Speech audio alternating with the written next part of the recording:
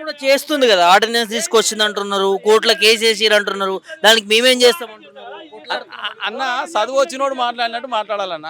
కామారెడ్లు ఇవన్నీ తెలియకుండా పెట్టినావా? కాంగ్రెస్ మేనిఫెస్టో కదా, భగవద్గీత అంటున్నావు కదా, మరి భగవద్గీత నువ్వు చదవకుండా పెట్టినావా? నీ కాంగ్రెస్ మేనిఫెస్టో చదివినప్పుడు చదువురానోడు పెట్టిండా ఆ డిమాండ్? అంటే ఆ రోజు తెలియదా ఇట్లా చట్టపరంగా ఇదంతా ఎందుకు ఒక ముచ్చట చెప్తా? వాళ్ళిద్దరు ఉన్నారు కదా, ఏది కేసు వేసిన వాళ్ళు, మాధవ్ రెడ్డి ఇంకొక ఆయన పిలిపిస్తే రేపు రాత్రి చేపిస్తాం కదా, మేము విత్డ్రా చేపిస్తాం కదా కేసును. మేమే మాట్లాడుకుంటాం.